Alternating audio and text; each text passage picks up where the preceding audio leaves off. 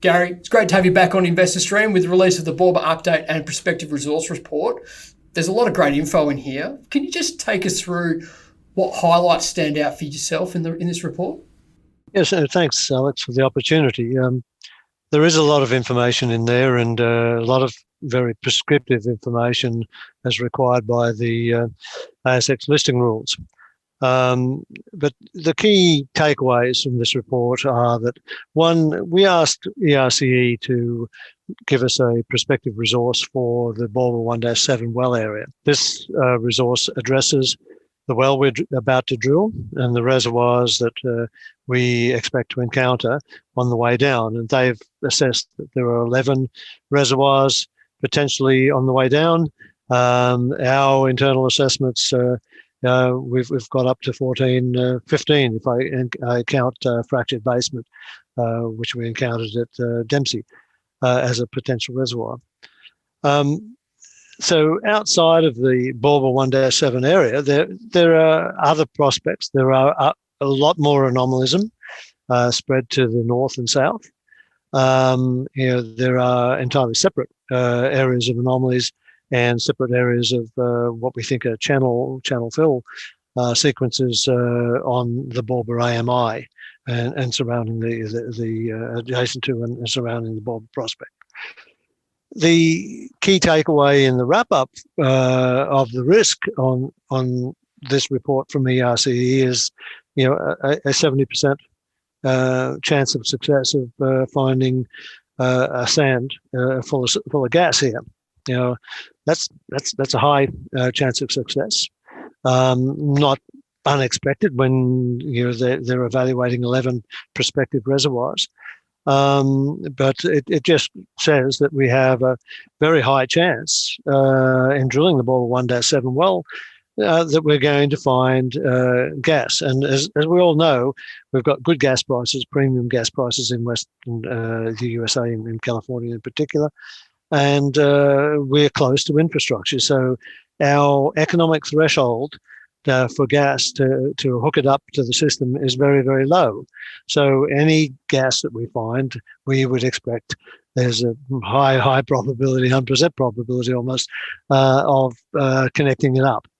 So I think that's probably is a couple of key takeaways from this resource report. Okay, Gary. So a lot's been made of the Borba 1-7 well being a play opener to a potential multi-TCF play or trend. How will success at Borba tell you the broader trend is potentially a multi-TCF play? Alex, we've released in the past to the ASX good oil conferences, presentations, etc., and showing that we've used what the industry knows as discovery thinking. Discovery thinking is looking at old data and finding new potential resources and then getting out there and drilling them. We've got a sequence of rocks here, 5,000 feet of rocks that were gas saturated at Dempsey. Yes, Dempsey didn't have the sweet spot reservoirs that we wanted, but in looking at Dempsey after the fact, we saw a channel sequence that I've not seen mentioned in any of the past literature or referred to at all by anyone exploring the basin in the past. And we've mapped that out because we have the 3D coverage to be able to do that. And that is probably the strongest lead that into this prospect. And when we mapped it out, we found that it missed our Dempsey location, but it is present on our Dempsey AMI. But it sort of all came together, the geology of the channel system and the known, well-documented shedding of sediments from the Sierra Nevadas to the east. There's something about the Borba area that makes it the place to drill. And what are those somethings about? One is the seismic is incredibly anomalous. There's nowhere else on 3D seismic in this basin that we've seen this amount of amplitude responses in a stacked vertical place in one limited, small area. Not limited. It's a pretty big area. Small area on the seismic, and there is a logical geological history that explains why that could be and should be, and then explains those anomalies, and that's what we're going to test, and that's why we're drilling this well a little bit deviated so that we can hit as all of these 11 anomalies that ERCE have evaluated, all of the other ones that we've see in between, and get a good handle on it. And if it works, particularly if it works at the channel interval in the Cretaceous. We've got the whole trend, running to the north in the Dempsey AMI, even out, to the west, and we see these rocks as reservoirs and potential reservoirs in the coastal range outcrops. So I think it's all come together, for this well, and it is so exciting to be able to drill this well, despite COVID and despite our frustrations over the last couple of years of in trying to get all of the acreage together that we wanted before we drilled this well. So, as you mentioned, you've said that Sacgasco will be turning to the right this week, and I think I speak for many people when I say we'll all be printing out the 3D seismic section, and all going to plan. It could be a 30-day campaign. Can you talk us through the first week of operations, and when can we expect the next update? I expect, Alex, that we will get an update out on the actual spud of the well below the surface conductor. We've already drilled the surface conductor and cased it.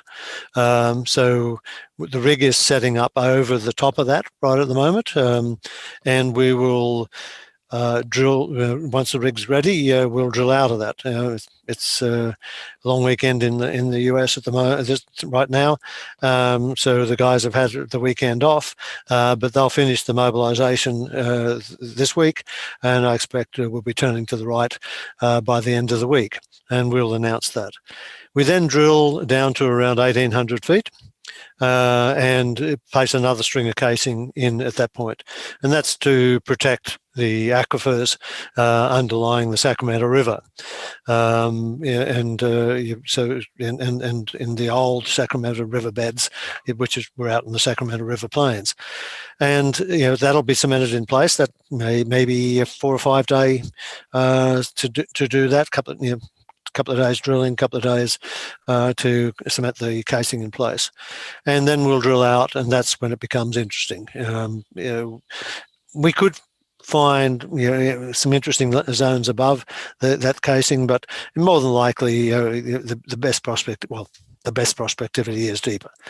And a couple of days after that, or a few days after that, we will be down at the reservoir level for the offset West Ord Bend field, and the reservoir's there, and we have separate seismic anomalies here, so we're looking for virgin reservoir conditions there.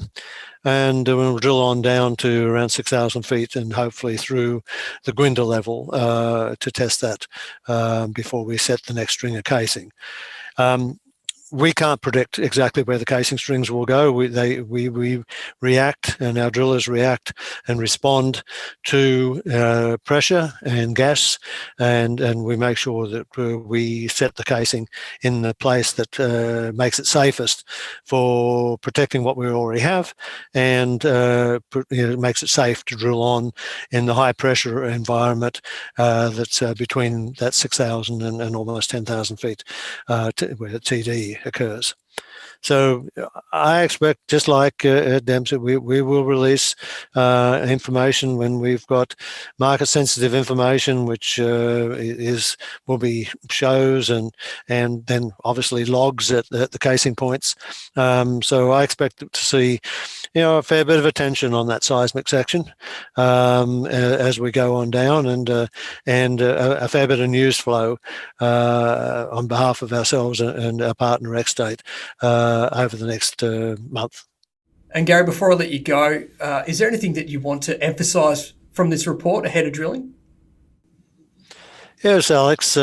I think it's very important to recognise how important these wells are when we are drilling into these older, unexplored parts of the Sacramento Basin. They're not old; they're young rocks compared to the Sacramento Basin's younger brother, the Perth Basin. But they're rocks that are underexplored. Our mapping is mapped 4 different play types, on what we know from just the Dempsey well, because the Dempsey well is the only deep well, deep well that's drilled deeper into these older sections in the trend area that we're dealing with. And working off that, we've mapped up 4 different plays. There probably are a bunch more, and coming out of the results of this well, each zone that has a reservoir and has gas will lead to many more opportunities. We can skid the rig over and drill another well from this location to get gas flowing earlier as well. We're only a few miles from our Dempsey meter station, so we can connect it up quickly. So this is an opener, play opener, as we say, to the multi-TCF plays and potential that we talked about and have continuously gone on about ad infinitum to our shareholders. And that's why it's exciting to be drilling the Borba 1 in the coming week. Thanks, Gary. I think I speak for many of those investors when I say that we can't wait to see how this drilling program progresses. Thanks for joining me, and all the best with the Borba operations. Okay. Thanks, Alex. I appreciate it.